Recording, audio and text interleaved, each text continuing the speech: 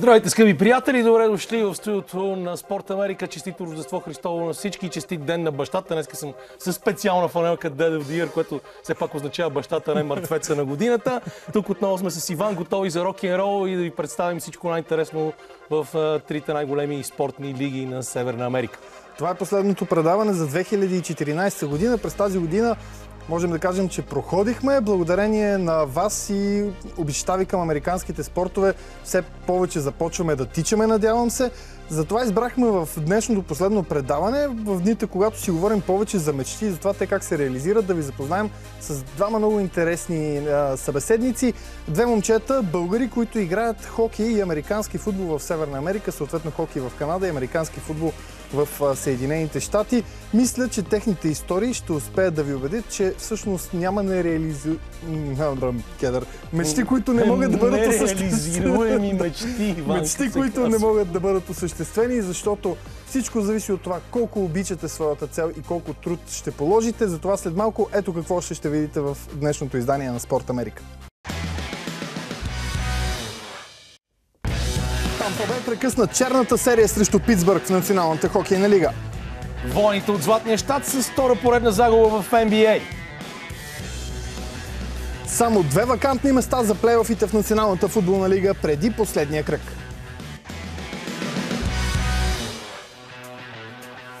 И така, започваме с хокейната тема. По традиции с първи от нашите специални гости днес, Мартин Николов. Здравей! Здравейте, добър ден на всички. Здрасти!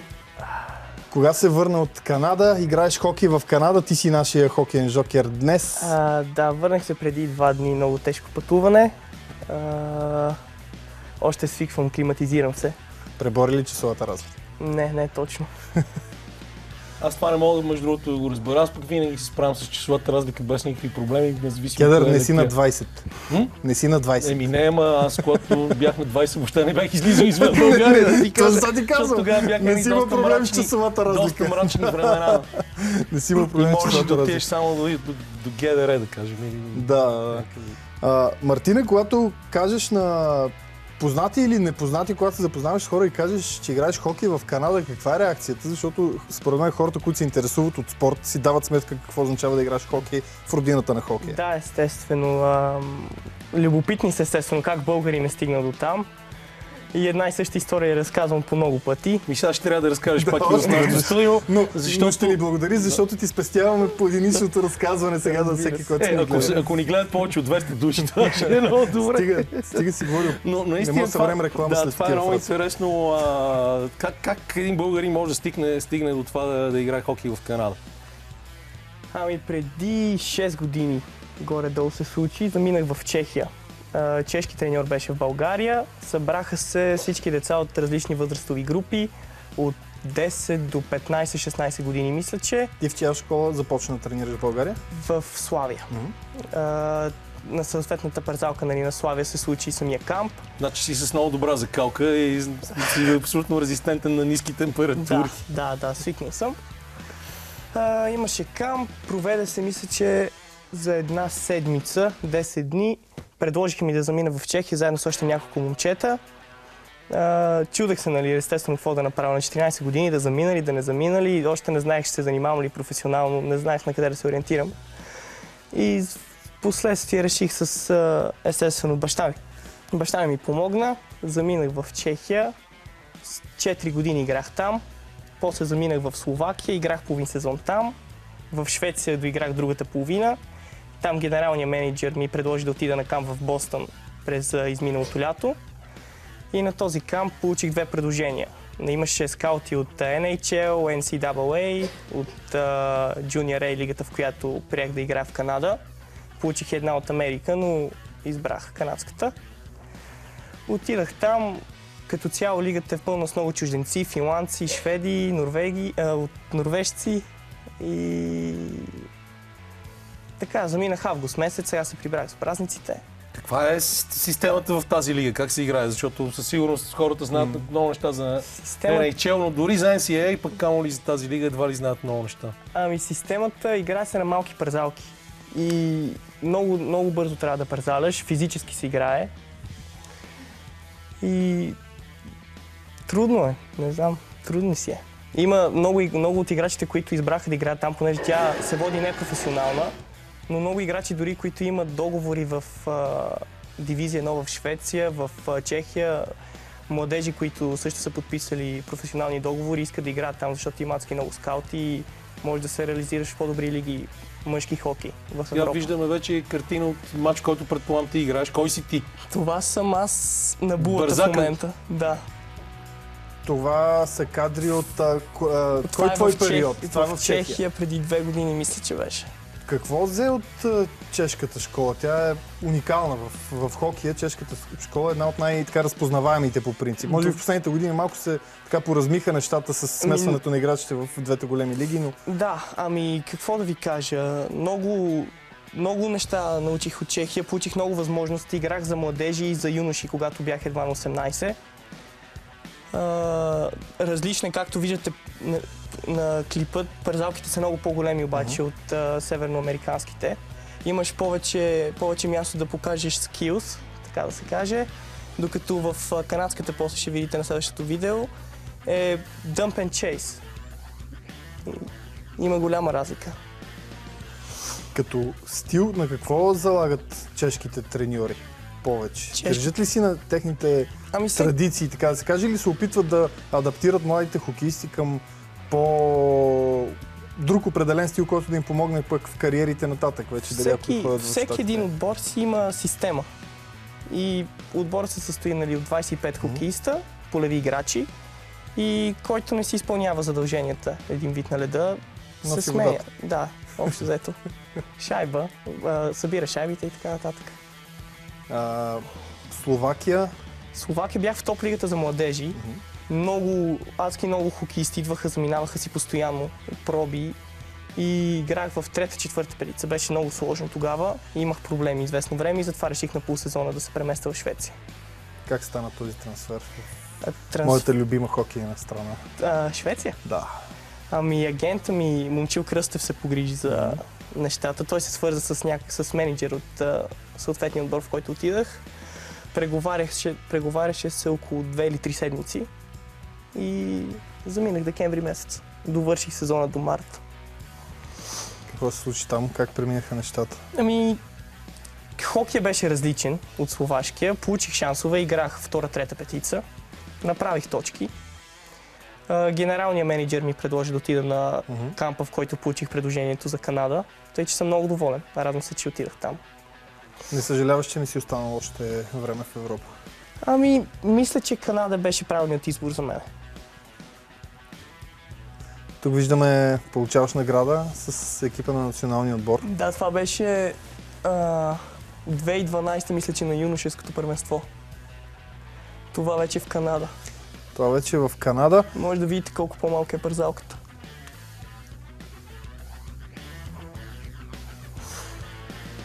Когато кажеш там, че си българин, има ли някакви реакции? Да.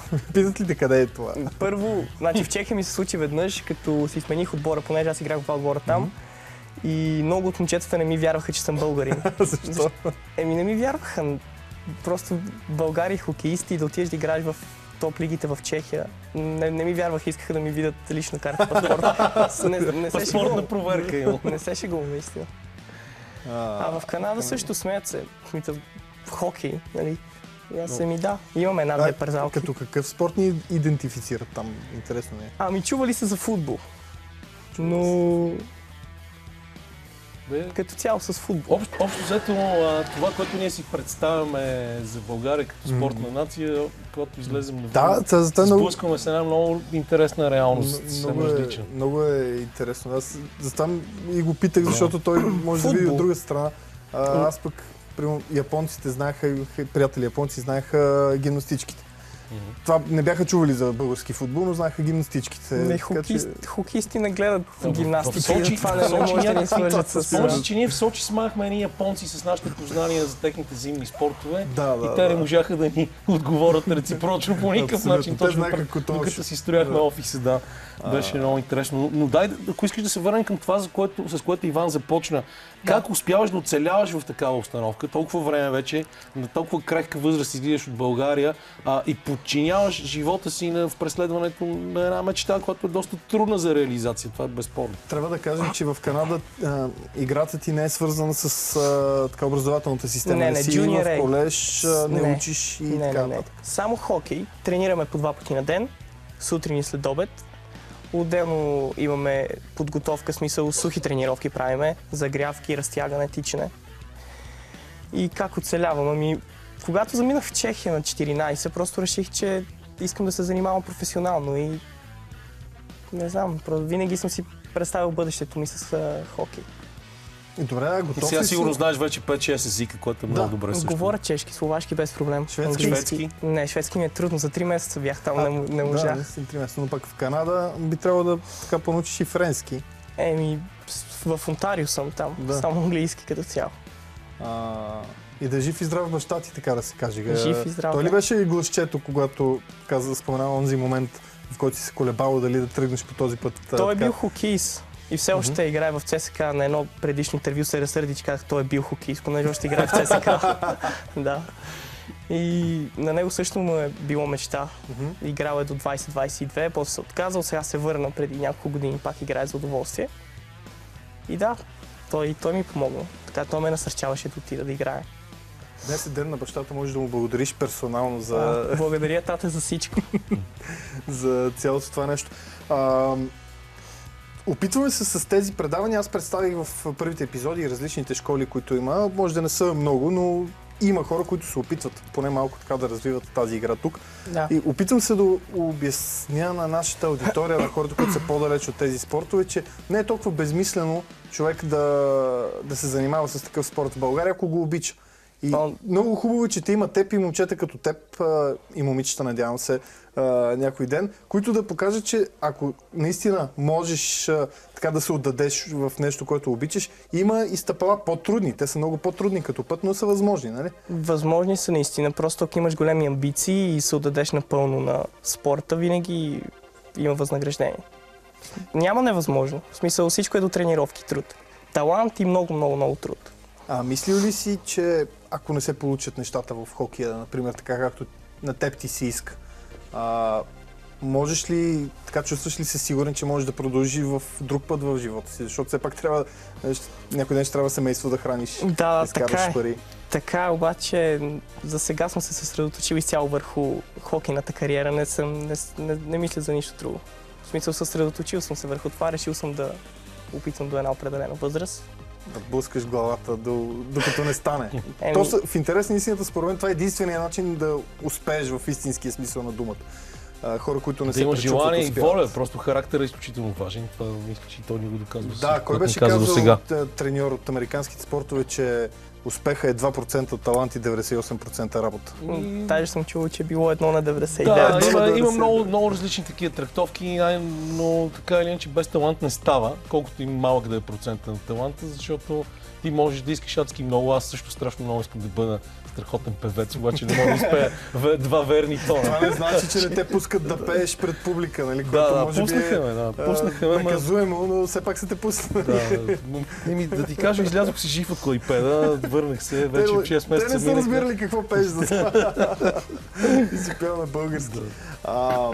Има ли други, имаш ли представа гордо колко момчета от България се занимават с хокей извън граница? Да, значи в момента мисля, че има 3 в Словакия, те са млади, те са набор 97 и 98 и още едно момче играе в Русия в момента, той е 9-4 също. И това е. Аз само искам извинявам, че ти направя една поправка сега, запомни си мисълта, вече набори няма. Защото набор означават хората, които се набират за редовна военна служба. Няма редовна военна служба в България, така че дори Иван не е набор и ти не си набор. Аз съм набор 66, защото съм много стар, нали? Това е ясно. Ще го запомня. Да, кажи сега какво искаш да кажеш, аз те прекъснах брутално. Исках да кажа, че не съм сигурен. Мисля, че в Славия се подготвят още няколко момчета да заминат следващата година. Не съм сигурен. Но във Варна има също момчета, които чувам, нали, не ги познавам лично, че имало какво да покажат.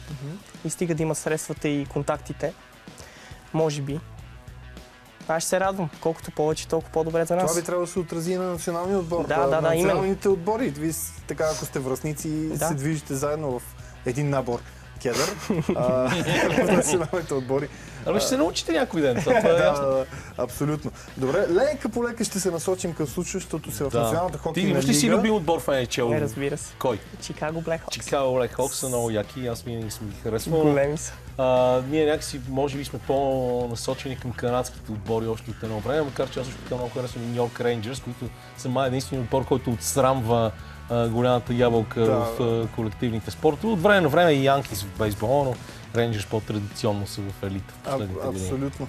Но сега започваме с един също изключително интересен матч, който можете напълно да отговори на традиционното ми определение, че е голяма сеч. Два от отборите, които имат сериозни претенции тази година, се изправиха един срещу друг. Тампа Бей бяха домакини на Питсбърг. Аз съм фен на Питсбърг. И Питсбърг този път обаче, въпреки че имаха 10 поредни победи срещу Тампа Бей, глътнаха вода край Атлантическия океан, защото Тайлър Джонсън със своя трети хетрик в кариерата си ги разби. Никита Кучеров вкара четвъртото попадение, всъщност третото в матча, и Тампа Бей поведоха с 4-0 в този матч, преди Питсбърг да успеят да вкарат чрез Патрик Хорнквист, Крис Куниц и Крис Летанг. Но това беше твърде късно, много малко време имаха за отговор и изгубиха с 3-4. Имаха няколко добри положения, между другото. Аз гледах матча. Да, са много добри отбори и двата. Това е невероятна ситуация. Брутален финт на Стивън Стамкос, избиха шайбата буквално от гол линията. Просто ще може би гола на годината. Не съм го забелязал. Не го ли забеляза? Не, аз съм гледал. Финт, стил откачените работи на Овечкин. Видяхте ли гола срещу Оттава? Не. Трябва да го видиш. Добре, ще го После ще ти го покажа. Всеки нещо е гледал, но не може цялата картина да обхванем. Отиваме нататък с матч на Рейнджърс. Разбира се, и без това заговорихме толкова много за тях. Те се срещнаха с столичаните. Неш има страхотен сезон. 4-2. Рик Неш откри резултата. Мартин Сент Луис с причислено превъзходство във втората третина. След това пак Рик Неш за 3-0. Много страхотен сезон. Вашингтон вкараха чрез Кузнецов и Алекс Овечкин и накрая пак причислено превъзходство. Хет-трик за Рик Неш. 23 гола има от началото на сезона Рик Неш. Просто е неудържим. Много добър. От тези три отбора, може би два отбора, Рейнджърс играха миналата година за Купа Стенли. Загубиха, но от предишния матч Тампа и Питсбърг, който се струва по-легитимния претендент, така да се каже, можем ли да определим? Аз лично подкрепям Питсбърг, затова съм леко така пристрастен, а и Питсбърг винаги, всяка година се класират за плейофи, но пък Тампа се справят доста добре, особено последния матч, който гледахме току-що. Да си оправдават присъствието на фланелката в нашото студио тази година. Дано. Чакай сега да видим. Шампиони. Тези няма как да са шампиони. Тези имат теоретичен шанс, но няма да са шампиони. Чухме мучене в слушалките. Извинявай, Милко. Така че общо взето от четирите фланелки, може би Тампа...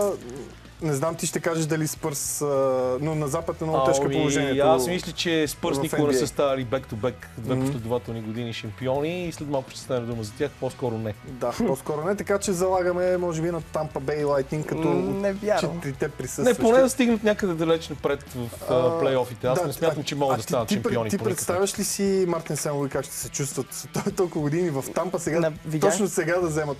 Видяхте ли като гостуваха Ню Йорк в Тампа, му направиха Да, посрещнах го. Беше много мило. Много си го уважава. Човека си е дал живота за този отбор, нормално. Да. Сега продължаваме към третия матч, сблъсъка на слабаците, който ще представим. Между другото, това са матчове от вторник, защото следващите матчове, следващия кръг е кои са слабаците? Едмонтън и Аризона. Аризона с пълна доминация в четирите си сблъсъка на Едмонтън през този сезон. 4 победи за Аризона. Ойлърс се опитаха да прекъснат тази серия с катастрофален резултат. Сам Гание откри за Аризона. След това Мартин Арът удвои. Едмонтън намали резултата чрез Джастин Шулц през втората третина. Кейт Яндъл отново вкара за 3-1 за Аризона, а през третата част остана време за последните 2 гола за този тим на Брандън Гормли и отново Сам Гание, между другото, с 4 точки, 2 гола и 2 асистенции в матча. Да, Едмонтън продължават в Кедър, тресавището. Ти настояваше, Кедър от общо как сме почнали предаването, беше заплюл треньорския щаб на Едмънтън като те го причина. смениха, това те ще го да кажа. смениха. Обаче това не помага. Те го Не, смениха, аз но... между другото съм си заплюл целия менеджмент на Едмънтън, защото при събирането на толкова много талант не само треньорите са виновни, управлението на отбора е по-важно, къде е хората, които правят сделките, защото все пак повечето от нашите зрители, според мен, са гледали филмите, в които става дума за драфт и такива неща и знаят, че всичките тези тежки движения се извършват от генералния менеджер. Да, той се разбира с треньора, но той е търговец. На практика нещо, което тук при нас общото не е точно така. Лично аз харесвам Едмънтън, защото привличат млади играчи, дават им шанс, но пък и те винаги теглят високо в драфта, защото са... Много често взимат първия пик в драфта на NHL, обаче явно не се сработват или трудно е да играят 18-20 годишни до 25 срещу 30-35 години обиграни големи. В хокея са най-дълголетните спортисти в колективните спортове, независимо, че си иска толкова много бързина и толкова интензивно. Да. Много травматичен спорт. Трупат опит. Да чукна на дърво, не си имал сериозни травми до момента? Имах. Два пъти съм вадил рамо и наскоро имах разкъсани връзки на коляното. Месец и половина бях извън състава на отбора. И други ден ще ходя на доктор даже, защото още изпитвам болки. Евгений се... Нашия редактор ни пее... Въобще ние сме си тук... Да, ще чукна следващия път група на Кедър, за белот сме се събрали в нашото студио. Така, класирането в Националната хокейна лига, Атлантическата дивизия, Монреал с 46 точки, Тампа Бей също с 46, Детройт с 45, набират скорост червените криле, Торонто 43, Бостън, Флорида, Отава и Бъфало. И тук всъщност на практика само Бъфало са почти аут, защото са на 5 точки от Отава, другите имат възможности да си променят много класирането. Питсбърг в Метрополитън пред Тайлендърс и Рейнджърс, но виждате разликата между Рейнджърс и Питсбърг е 9 точки. Толкова имат и Вашингтон, колкото Рейнджърс 40, и Филаделфия, Колумбъс, Ню Джерси и Керолайна са много назад, като Керолайна само с 24 точки. Ето тук любимият ти отбор на първо място. Пред Нешвил пак малка разлика и Сейнт Луис са близо, и както и Уинипек. И след това Минесота, Колорадо и Далас. Ето и Колорадо, които толкова години бяха доминираща сила в вините, сега ги няма. Те също са с млад отбор, между другото. Те може би страдат от подобни болести като Едмънтън. Любимата дивизия на Чешанков, където Ана Анахайм продължават да мачкат, имат най-много точки в цялата лига. Добър сезон, Сан Хосе също много добър сезон правят. Ванкувър все още се държат добре, Кингс са четвърти, но с 41 точки, и Калгари, Аризона и Едмънтън. Правилно казах мача на слабаците, защото общия сбор на Аризона и Едмънтън е по-малък от този на Анахайм. Да, така че няма за какво друго да говорим. Иначе в лигата ти каза, че си фен най-вече на Чикаго. Това за теб ли е най-добрият отбор тази година в лигата? Отбор с най-големи шансове, защото виждаме, че Анахайм правят не за първи път много силен редовен. Да, любим отбор ми е, но в плейофите не се представя добре. Миналата година слабичко така. На четвъртфинал, на полуфинал мисля, че отпаднаха. Но Анахайм, както ти каза, много добър сезон. Сан Хосе е много добър сезон. Ще е доста спорвано. Добре. Много ти благодаря за това, че ни беше на гости. Сигурен съм, че е било много интересно на нашите зрители. Знам, не съм забравил за следващия материал, защото свършихме сериозната част. Сега един поздрав... Кога сме имали сериозна част? Добре. Един поздрав към нашите зрители. За един истински фен ще пуснем. Той е доста популярен в щатите, между другото. Извиняваме се на естетите за това, което ще видят сега след секунди, но пък няма спирка за хората, които обичат своя любим отбор. Дори той да се казва Columbus Blue Jackets. За това да изразят своята радост и своята привързаност. Запознайте се с танцуващия Кевин.